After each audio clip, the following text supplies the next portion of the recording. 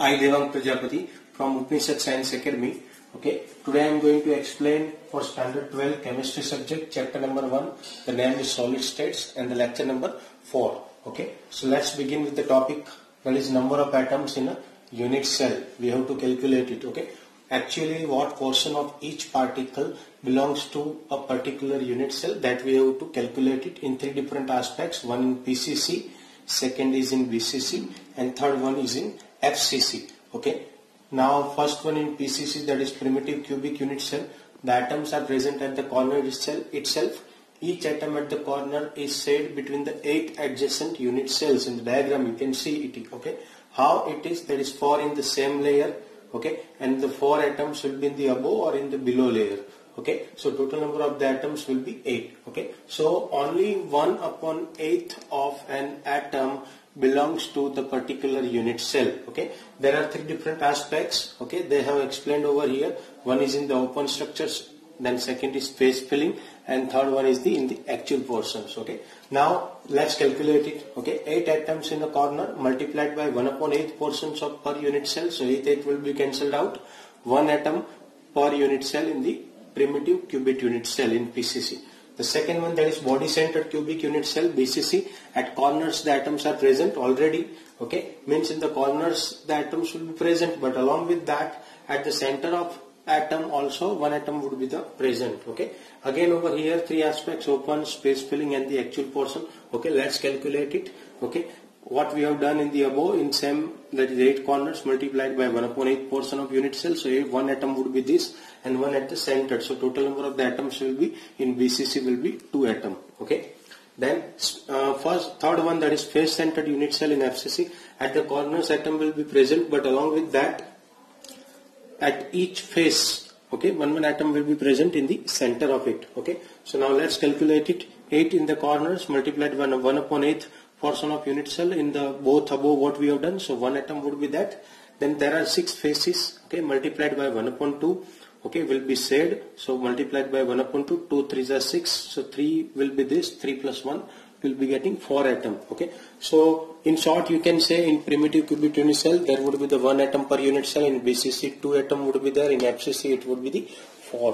Okay, now let's begin with the second topic. Okay, there is closed packed structures.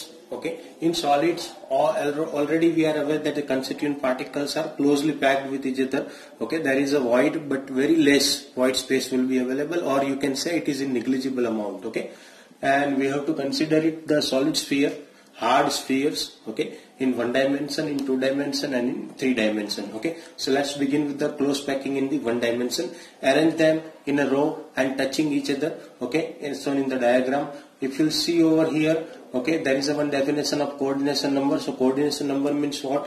The particular atom will be in the contact with how many numbers of the atom. Okay, that is considered to be the coordination number. Here you can see this particular atom will be in contact with the 2. So coordination number in close packing in 1 dimension will be 2. Okay, then the second one, close packing in 2 dimension, will be having in 2 different shapes. One is in square and second one will be the hexagonal. Okay, in the square you can see the diagram would be like that.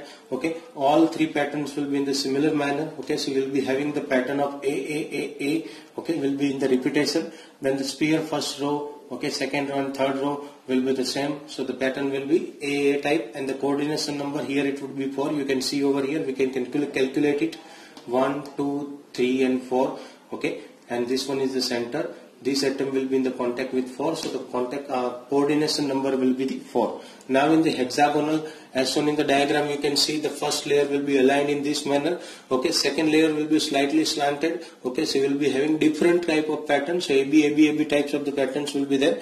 Okay, then sphere of third row will be having the same. Okay, the coordination number we can calculate it over here. 1, 2, 3, 4, 5 and 6. Okay, 6 will be the coordination number of the hexagonal close packing in 2 dimension. Okay, now let's go for the close packing in the 3 dimension. Okay, in reality if you see surrounding of us, all the solid objects are having, that is in 3 dimension mode. Okay, so how to begin it? Okay, 2 dimension square, we have to convert stacks of it into the 3 dimension. Okay, 2 dimension hexagonal shape we have to convert it to the 3 dimension by making it stacks. Okay, the first, let's begin with the square.